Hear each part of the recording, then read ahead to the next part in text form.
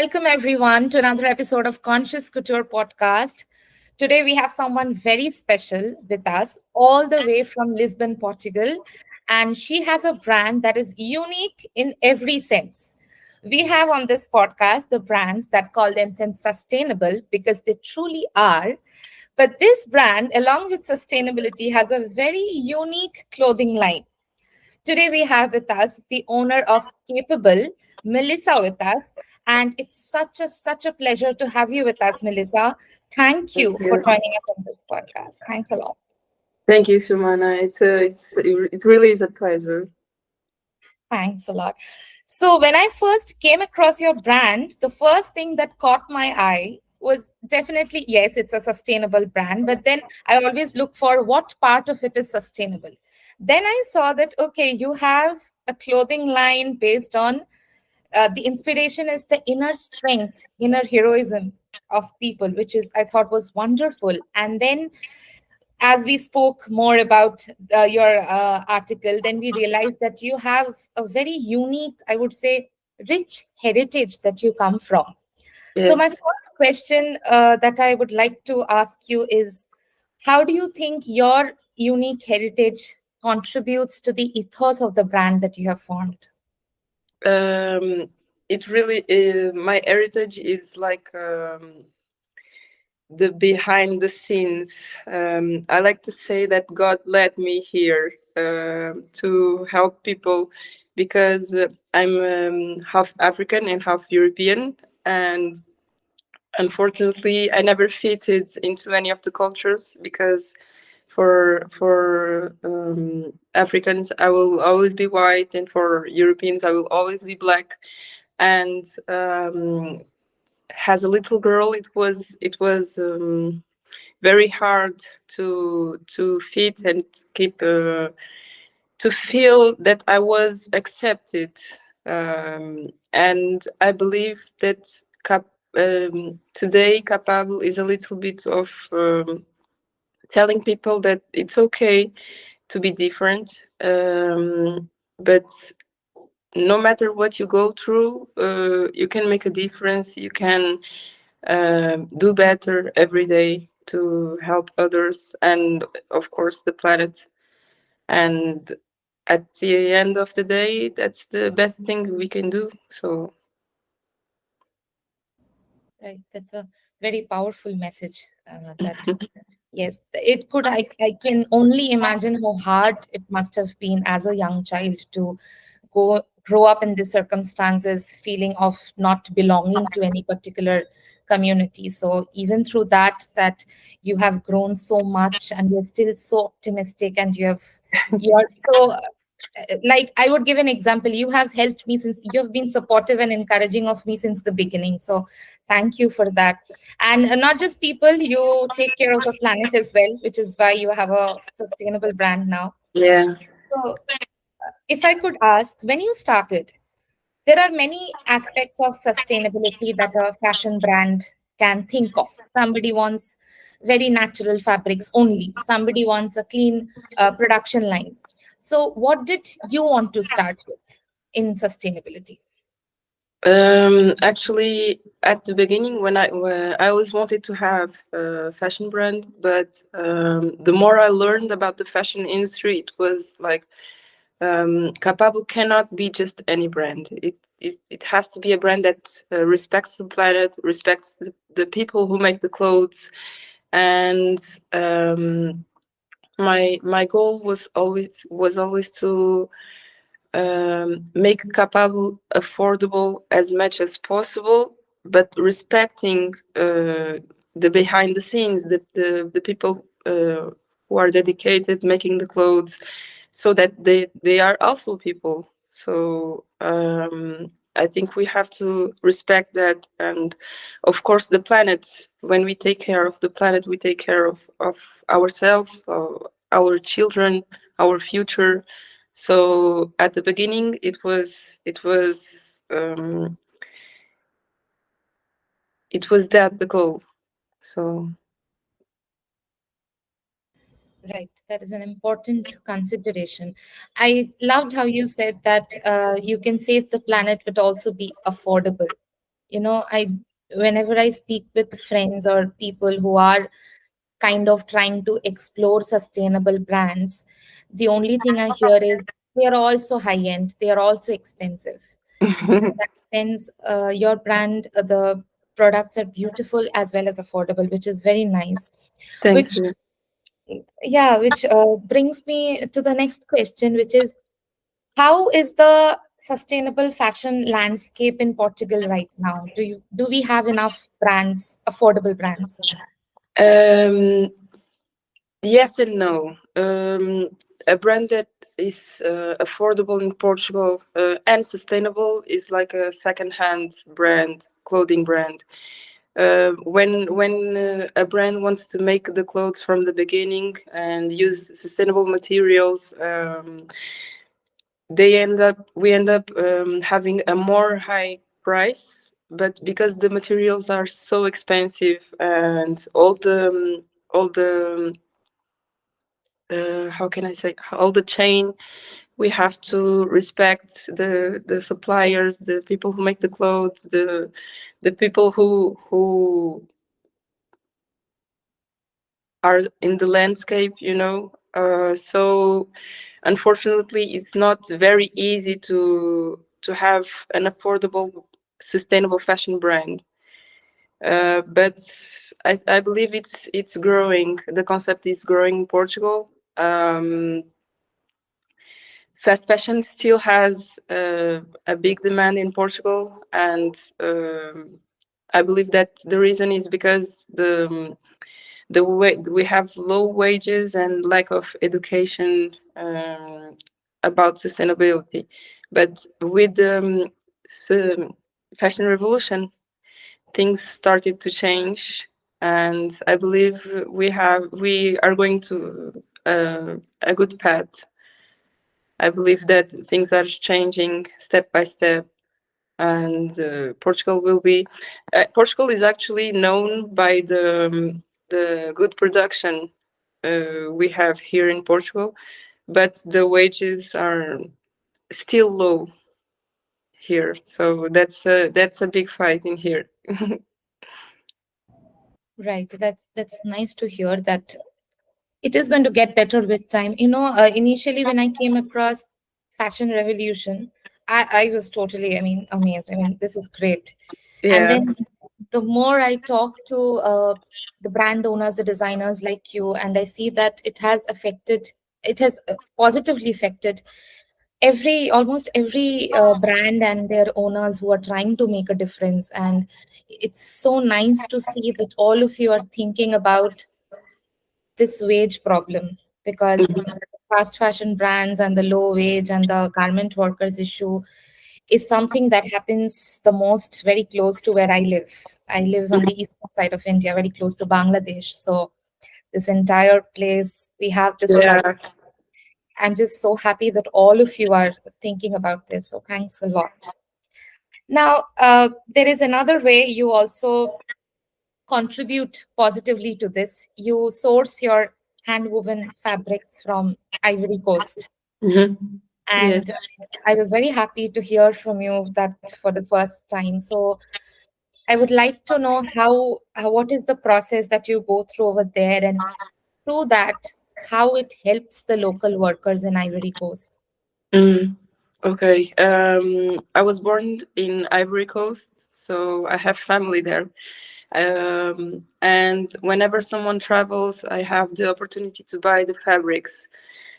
So they are made by the local communities, and since I buy directly to them, I end up supporting the people directly. And in Ivory Coast, they have a preference for the manual and traditional, and most of the fabrics are made by natural fibers. So I believe that it's like a fusion between what's best for the planet and what's best for the people in there, and it's part of my heritage. The fabrics are amazing; they are beautiful. So I'm very glad to use them with Kapable. Brilliant. That's wonderful job. I hope you continue to do that. That is really giving back to your own community and uplifting them. That's the best thing. Yeah. So I'm very happy. Now the rest of the production line that happens in Portugal. So, how do you make sure, if I can say, how do you make sure if it is as clean and green as possible? I don't believe right now it's possible to have a completely sustainable supply chain or a production line. It's kind of wishful thinking. But how do you make sure that you can be as green or clean as possible? About the production, Kapable clothes are made in Portugal, and I have the opportunity to meet the women who make the clothes. They are local sewers, and this way I can know them better. I can understand a little bit of what's going on in their lives, and they work with sewing, so I can meet them and understand what are the working conditions, and see how can I help them, and how they can help me. For example, they make the clothes, but I try to ask if that it's too much work, or if it's a fair price for them. Usually, I let them decide the price, and then I can decide the price of the clothes. So this way, I believe I can respect a little bit more of their work, and help them have a better life. So yes, that's the production part. So this way I can also see the production from clothes, from clothes. They are very dedicated women, and I really thank them for that. About the green, um, as you said, it's like impossible to have a 100 sustainable fashion brand, but at Kapable, I only use the natural fibers, as you know already. So it's better for our skin, for our body, for our health. I don't know if you have seen a study made by a doctor, Heidi Yellen.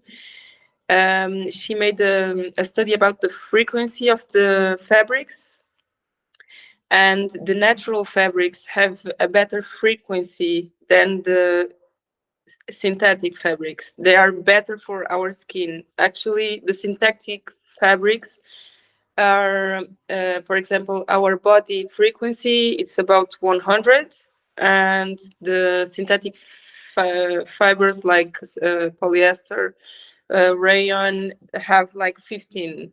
It's a very low frequency. The best option is to have a frequency equal or higher from our body. Since our body is 100, we should have a frequency of use clothes with a frequency of 100 or more.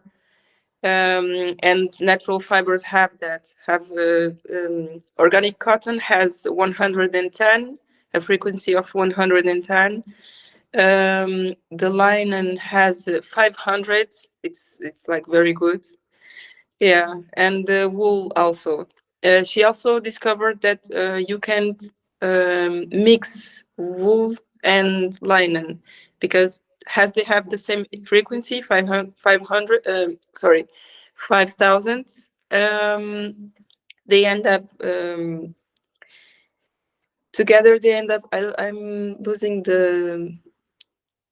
I don't know how to say it in English. They end up to zero. they they cancel each other. That's right. Yes, that's it. That they cancel each other, so you can't mix the wool and linen. And she made that discovery, and to me it was like, wow, that's perfect. I will only use natural fibers. So yeah, it helped me to understand, because um, polyester is a much more affordable fabric, although it's not good for our health, and people don't know that. So I like to teach people about that and let them know that when they are using natural fibers, they are actually taking care of their health, and not only of the planet, because natural fibers have lower impacts for the environment. So it's a win-win. That is wow. Okay. That is wonderful. I do talk about microplastics from clothes, polyester clothes, and how it harms us. And which is why, right in the beginning, we kind of defined what sustainability would mean for us. And I said it's going to be healthy and ethical. These are the two aspects we'll focus on. But hearing this from you, that how it matches the frequency of our bodies, yes, everything is energy, right?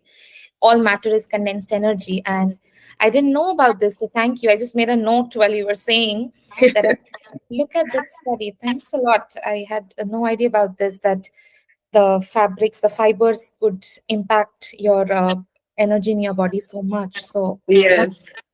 that is beautiful. And it's lovely that you're taking care of both, like I said, healthy and ethical. You're taking care of Yeah. both. That's the goal. Yes. That's wonderful. And now, talking about your clothing line, it's one of the most beautiful and unique I've seen, honestly. Thank you. Every Thank you, Simona. every piece is it has a superhero. Well, I like superheroes too. I'm a big fan of the Avengers. Yes, and I want to hear from you. Where did this idea come from, and how are you portraying it so beautifully through your clothes? Um, as we said in the beginning, my history led me here. And with Kapable, I believe that we can choose between doing good or doing evil, And I want to encourage people through clothing to choose to do good, to choose to be the best version of themselves. And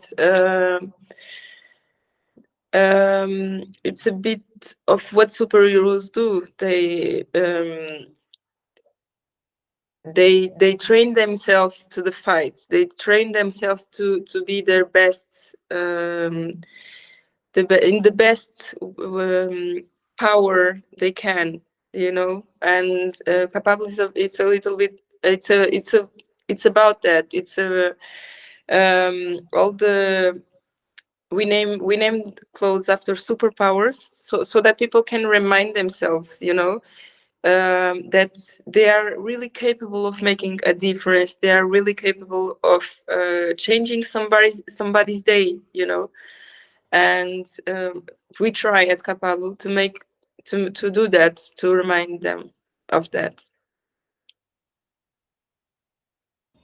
That's beautiful. I come from a space exploration background, and everybody in space, they love science fiction. They love these superhero concepts. Elon Musk was once called the real life Iron Man. And now, when I think about it, what is Iron Man without his suit, right? So, the power that a person can have by wearing the kind of clothes that they're wearing right now, it just makes me so happy that a fashion brand has brought that concept into the clothes, drawing your inner strength by wearing these kind of. So I think it also relates to the kind of energy you're trying to put in your work. So it's beautiful. Everything that you're doing is highly commendable and also very, very inspiring, Melissa. So if Thank I, you, Simona. of course, if I could ask, where do you think you and your brand is heading towards right now, for at least in the next 4 or 5 years? Um, the next 4 or 5 years, I would like to continue dressing these superheroes, people who care about doing every day their best. Continue to dress those who already by the brand, but also achieve more superheroes, more superheroines. And additionally, I would like to combat a little bit of the use of pesticides in the cultivation of the plants from which the fabrics fibers are taken, because this way we can continue to take care of the planet and to take care of ourselves, and by using pesticides we are killing the planet, the planet's part, you know. And in 5 years I would like to have more power in that in that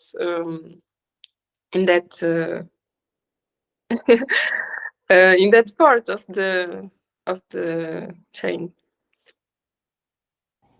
You know, when the captain of the ship is perfect, when the leader knows where to go, the entire team, they kind of feel guided. They kind of know where they are also heading. And with you, I have no doubt that the brand is going to grow in a wonderful way. So, for everyone who watched today, everything Melissa said was a lesson for all of us. Everything she's doing is taking care of all of us when we're wearing their clothes, taking care of the planet as the process, taking care of the people who are making the clothes. So everything we want from a sustainable fashion brand is there and capable.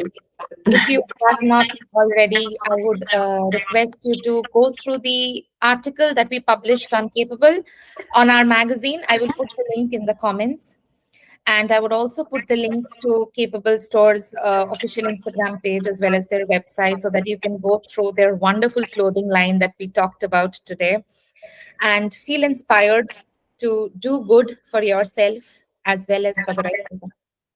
So thank you, Melissa. It's been wonderful to have you here. It's Thank you, Shamana. Thank you very much. Thank you. Thanks a lot. And I would request everyone to stay subscribed to this channel.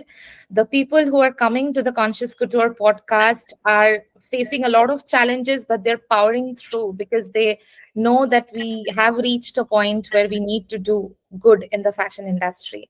So stay with us. We'll come back with another episode and wish you a great day. Melissa, hope you have a wonderful year. Thank you. Bye, Shamana.